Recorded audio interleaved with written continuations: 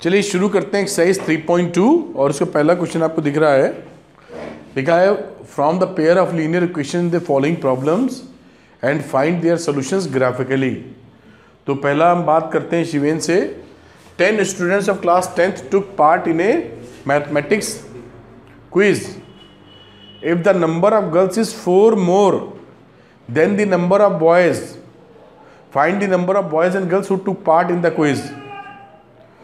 10 students हैं, तो अगर हम बॉयज़ को x कह दें, इस केस के लिए नंबर ऑफ बॉयज़ को x कह दें और गर्ल्स को y। तो टोटल कितने बच्चों ने पार्ट लिया था? 10। तो x plus y is equal to 10। और ऊपर से क्या बोल रहे हैं? The number of the girls is 4 more than the number of boys. तो जितने बॉयज के नंबर हैं गर्ल्स उससे 4 ज्यादा है। तो x plus 4 is equal to y. ये बन गई अलजेब्रा के हिसाब से। अब इसको ज्योमेट्रिकली दिखा देना है ना आयुष? इस वाली को पकड़ते हैं। राजनंदिनी बताओ दो। 5 pencils and 7 pens together cost ₹50। तो पेंसिल का दाम लिख लेते हैं x, एक पेंसिल x, और पेन का लिख लेते हैं y, एक पेंसिल का 1 पेंसिल 1 पेन। दोनों 5 पेंसिल्स यानी 5x and 7 pens cost ₹50, whereas 7 pencils and 5 pens cost ₹46. Find the cost of 1 pencil and that of pen। ये क्या है? ग्राफिकली निकालना है। तो इक्वेशन देखिए बन गई हमारी। ऊपर की इक्वेशन भी क्लियर है। x plus y is equal to 10, x plus 4 is equal to y, और नीचे की 5x plus 7y is equal to 50 और 7x plus 5y is equal to 46। तो ये इक्वेशंस क्लियर हैं, ग्राफिकली बना देना है जो ये बोल रहे हैं। ग्राफ आप बना ही लेते हैं, फिर भी यहाँ बना है, मैं दिखा भी देता हूँ आपको।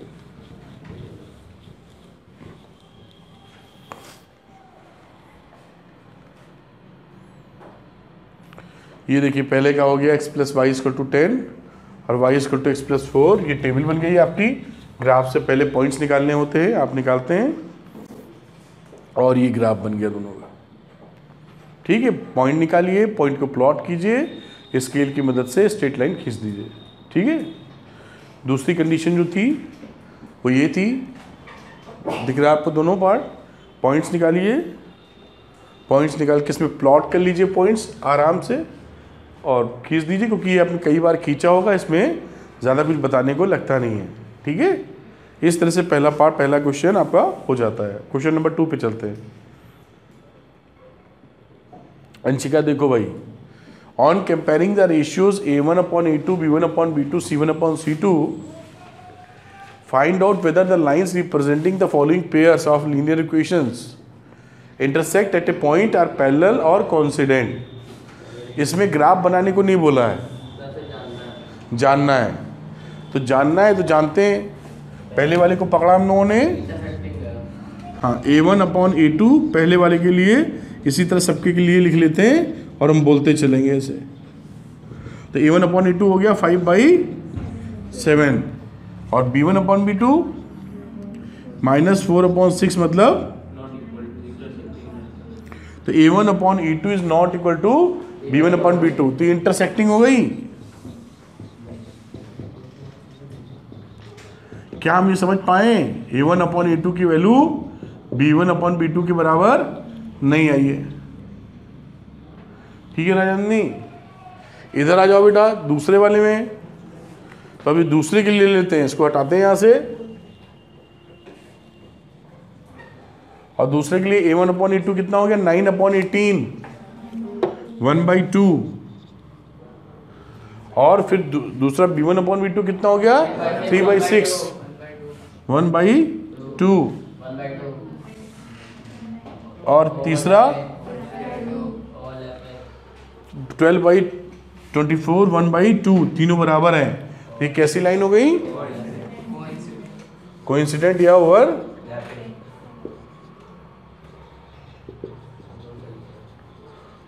Coincident lines. तीसरी बात देखते हैं, 6/2 3, 3/1 -3/-1 3, 10/9 नहीं, तो ये क्या दिख गई कि A1/A2 is equal to B1/B2 but not equal to C1/C2। ये लाइन कैसी हो गई? पैरेलल। तो तीनों के बारे में हम लोगों ने समझ लिया। ठीक, ये था सेकंड क्वेश्चन जो कि हो जाता है। तीसरा देखते हैं, क्वेश्चन नंबर 3। इसमें कई सारे पार्ट हैं, 5 पार्ट हैं। लिखा on comparing the ratios A1/A2 B1/B2 and C1/C2 find out whether the following pair of linear equations are consistent और इनकंसिस्टेंट। ये तो कुछ वैसे ही है बिल्कुल। तो हाँ, तो इसको थोड़ी स्पीड में करते हैं हम लोग। पहले वाले पार्ट में A1 B1 C1 देख लिया हमने क्या है, A2 B2 C2 देख लिया क्या है। देखिए A2 आ गया 2, B2 -3 and C2 is -7। Compare किया A1/A2 3/2, B1/B2 2/-3, इक्वल नहीं है। अगर ये इक्वल नहीं है तो ये इंटरसेक्टिंग लाइन से, यानी ये कंसिस्टेंट है। तो पहला वाला पार्ट कंसिस्टेंट, क्या हम समझ पाए इसको?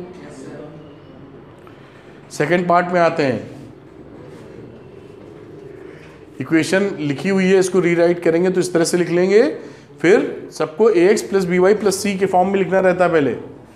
फिर A1 2 B1 -3 and C1 is equal to, ये इधर आगे आया इसलिए -8, A2 4 B2 -6 and C2 is -9।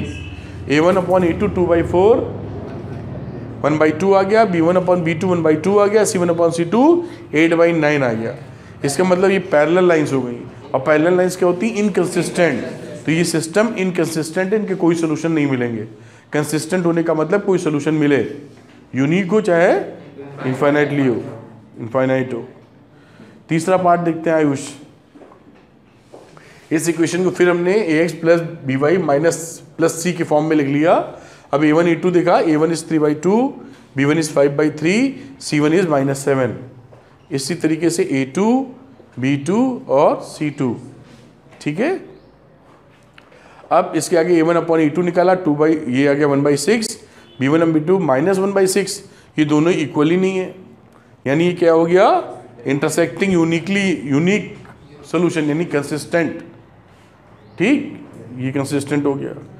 इसके चौथे पार्ट का जिक्र करते हैं हम लोग। तो चौथा पार्ट लिखा 5x - 3y = 11 और बाजू में। अब इसका A1 A2 सब निकाल लिया। A1 5 B1 -3, वैल्यू रखी -½ और C1 C2 भी -½ तीनों बराबर। तो तीनों बराबर होने का मतलब क्या है? इनफाइनाइटली मैनी सॉल्यूशंस, यानी सिस्टम इज कंसिस्टेंट। ये चौथा पार्ट था इसका। पांचवें पार्ट में चलते हैं हम लोग। 4/3x + 2y = 8, 2x + 3y = 12। A1 A2 इसका भी बना दिया, वैल्यू रखी, और हमने क्या देखा? यहाँ पर भी तीनों 2/3 2/3 और 2/3 तीनों बराबर है, यानी सिस्टम कंसिस्टेंट है, इनफाइनाइटली मैनी सॉल्यूशंस है। तो ये 3 क्वेश्चन थे जो जिसमें कई पार्ट थे, वो इस तरीके से हो जाते हैं। अब क्वेश्चन नंबर 4 पे आते हैं। 4 में भी 4 पार्ट दिए हुए हैं। और 4 नंबर क्या बोलता है क्वेश्चन? बोलता है which of the following pairs of linear equations are consistent inconsistent. ये तो फिर वही बात हो गई। If consistent obtain the solution graphically. अच्छा, ये कह रहे हैं अगर कंसिस्टेंट मिल जाए तो ग्राफ बना के उसका सोल्यूशन भी बता दीजिए आप। लेकिन पहले वाले से बिल्कुल मिलता जुलता सवाल है। तो पहले पता करते हैं पहले वाली की सिचुएशन। शिवेन, ये A1 A2 B1/B2 C1/C2, तो ये तीनों वैल्यूज सेम आ गई, यानी क्या बन गया? कंसिस्टेंट सोल्यूशन और ओवरलैपिंग लाइंस या इनफाइनाइटली मैनी सॉल्यूशंस। दोनों को प्लॉट किया, सेम इक्वेशन मिलने वाली है। और प्लॉट करने के बाद ये ग्राफ के ऊपर प्लॉटिंग, वो पॉइंट्स ढूंढे थे और एक ही लाइन निकल के आ गई। यानी मतलब क्या है? Infinitely many solutions. कनेक्ट कर पा रहे होंगे, आसान है बिल्कुल ये। दूसरी बात करते हैं, रिया जी क्वेश्चन नंबर इसी का पार्ट नंबर 2। तो a1 अपॉन a2, यहाँ पे भी इसको इस तरह एक तरफ कर लीजिए। a1 आ गया 1, b1 -1, c1 इज -8 और a1 अपॉन a2 निकाला 1/3, b1 upon b2 1/3, c1 upon c2 1/2। ये हो गई इनकंसिस्टेंट पैरेलल लाइंस। तो इसका सोल्यूशन नहीं निकाल पाएंगे या बनाने की जरूरत नहीं, इनकंसिस्टेंट है। पार्ट नंबर 3 पे आते हैं। लिखा है गिवन पेयर ऑफ लाइंस, लिखिए इसको और फिर a1 अपॉन a2 निकाला तो हाफ आ गया, b1 अपॉन b2 निकाला तो -हाफ आ गया। तो a1 upon a2 is not equal to b1 upon b2, इसका मतलब कंसिस्टेंट है, यानी यूनिक सोल्यूशन है इसके। अब इसको हम लोग प्लॉट करेंगे, इसको प्लॉट कर लिया पॉइंट लेके और प्लॉट किया तो ये देखिए यूनिक सॉल्यूशंस मिल रहे हैं। यहाँ पर 2,2 पे कट कर रहा है, हो गया दो, ठीक। अब इसका चौथा part, 2x - 2y - 2 = 0, 4x - 4y - 5 = 0। तो यहाँ पर a1 अपॉन a2 हो जाता है half, b1 upon b2 half, c1 upon c2 2/5। फिर क्या हो गया, ये parallel lines, a1 upon inconsistent parallel lines. तो इसका कोई भी डायग्राम बनाने की जरूरत नहीं है। तो ये क्वेश्चन नंबर 4 हो जाता है। अब देखते हैं question number 5। Half the perimeter of a rectangle garden, rectangular garden, ये बना लो इसे रेक्टेंगुलर गार्डन। तो लिखा हाफ द पेरीमीटर, इसको x कह देते हैं, इसको y कह देते हैं, और ये हो जाएगा x और ये हो जाएगा y। Half the perimeter, perimeter सबको जोड़ना है तो हाँ x + y + x + y, ऐसे लिख सबको जोड़ दिया सिंपल दिखाने के लिए। हाँ बिल्कुल कर सकते हैं, वो तो करेंगे ही, लेकिन मैंने दिखाया ऐसे। Whose length is 4 metre more than its width, whose length is 4 metre more than its width, y + 4 is 36 centimetre. Whose length is 4 metre more than its width is 36 metre. ये नहीं दिया है, इसकी वैल्यू दी है पेरीमीटर की, ये दे रखा है कितना 36 और लिखा है whose length is 4 metre more than width। ये सिचुएशन दे रखी। अब यहाँ पे काटोगे तो ये वैल्यू आ जाएगी 2। यहाँ पर इसको देखो 1/2 एंड 2x + 2y = 36, 2 कॉमन लेके काट दिया,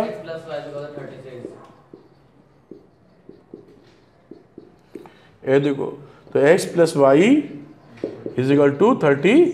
एक इक्वेशन ये बन गई और ये हमारे पास यही है। Find the dimension of the garden. अब ये तो लिखा नहीं कि ग्राफिकली निकालिए, कैसे निकालिए, लेकिन ग्राफ वाले सवाल हैं तो ग्राफ की तरह से निकाल लो। तो इसको सॉल्व कर डालेंगे तो यहाँ पर अगर अलजेब्रा लगा दे जाए तो x की जगह y + 4 रख दो। अब यहाँ इसमें लिखा तो बेटा नहीं है, अगर ये सवाल एग्जाम में आ जाए तो कर सकते हैं, जब तक लिखा नहीं है। तो y कितना आ गया 16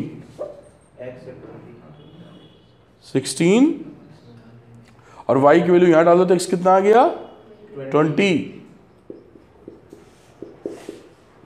तो x बराबर 20। तो ये आंसर आ गया, क्योंकि इसमें लिखा नहीं है इसलिए ऐसा कर दिया है, और लिखा होता तो जैसा बोलता। लेकिन अभी ये एक्सरसाइज के अंदर है तो इसमें ग्राफ बना के ही करेंगे हम लोग। अगर ये एग्जाम में आ जाए और लिखा नहीं हो तो आपको छूट है, आप कुछ भी कर सकते हैं। आपको कैसे मालूम कि क्या करना है नहीं करना है। तो ये देखिए पॉइंट्स इन्होंने बना दिए और इसको सॉल्व किया, सॉल्व करके क्या लगा 20,16 जो हम लोगों ने निकाला था 20,16। ठीक है, ग्राफ आप बना ही लेंगे उम्मीद करते हैं, इस तरीके से ग्राफ बन जाएगा। अब 6 नंबर का क्वेश्चन देखते हैं हम लोग।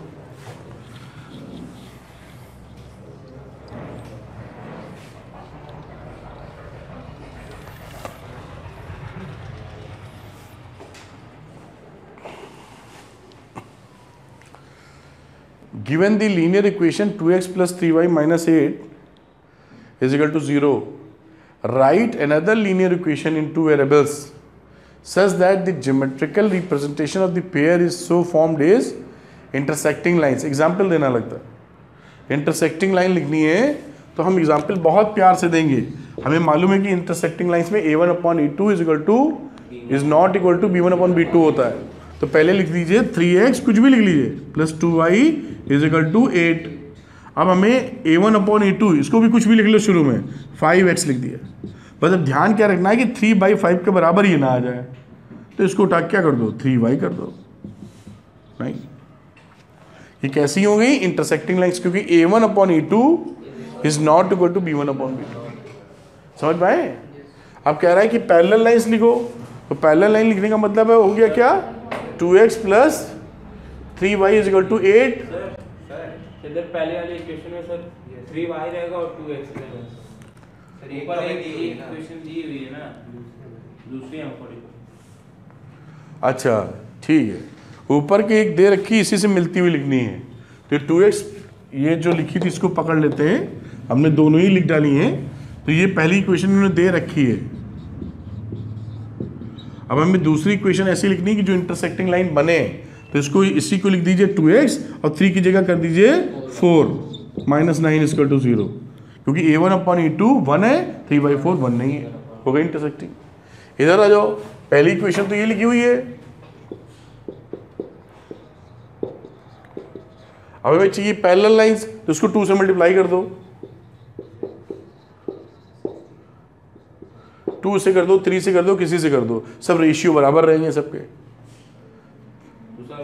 ओके ओके रुको, कोइंसिडेंट नहीं. अब ये लास्ट वाली को बदल दो, इसको 17 कर दो. तो क्या है a1/e2 is equal to b1/b2 but not equal to c1/c2. ठीक है, a b रखा, उसी के प्रोपोर्शनेट 2 से मल्टीप्लाई करते हुए c को बदल दिया. ठीक है, इसमें आ जाओ कोइंसिडेंट लाइंस, तो जो हमने लिखी थी अभी उठा के, इसी लाइन को, पहली लाइन थी 2x plus 3y minus 8 is equal to 0, इसी को 3 से मल्टीप्लाई कर दो, 6x किसी से भी कर सकते हैं multiply, 9y minus 24 is equal to 0. ये बन गई आपकी कोइंसिडेंट लाइंस. ये क्वेश्चन नंबर इसका 6 खत्म हो गया. अब 7वां क्वेश्चन, लास्ट क्वेश्चन देख लेते हैं.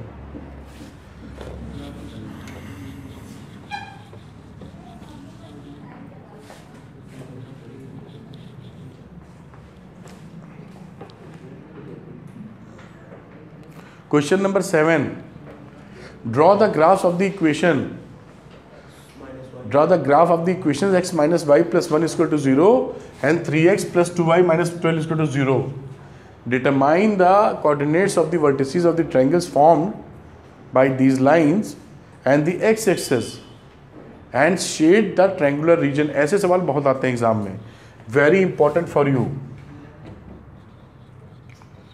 ये सवाल काफ़ी इंपॉर्टेंट है, ऐसे सवाल एग्जाम में काफ़ी पूछे जाते हैं, आपको आना चाहिए. तो इसकी प्लॉटिंग के लिए हमने दोनों ग्राफ लाइनें पकड़ी और पॉइंट्स ढूंढ निकाले. एक बार x की वैल्यू 0 रख दो, वैल्यू निकल आएगी, फिर y की वैल्यू 0 के लिए निकाल सकते हो. ऐसे x की 0 और y की 0. ठीक है, और इसको उठा के प्लॉट कर दीजिए आप. तो ये लाइन इधर से निकल गई, ये लाइन इधर से निकल गई, और x एक्सिस ये हो गया. तो ये बन गया आपका ट्रायंगल रीजन, ट्रायंगल. और इसके वर्टिसेस क्या होंगे, ये इंटरसेक्शन यहाँ 2,3, और ये पॉइंट क्या आ गया था, जो ये पॉइंट आया -1,0, और ये इसी तरह गया 4,0. तो 3 वर्टिसेस मिल गया ट्रायंगल के, और ये ट्रायंगुलर रीजन मिल गया. तो इसी के साथ ये एक्सरसाइज खत्म होती है 3.2. Thank you.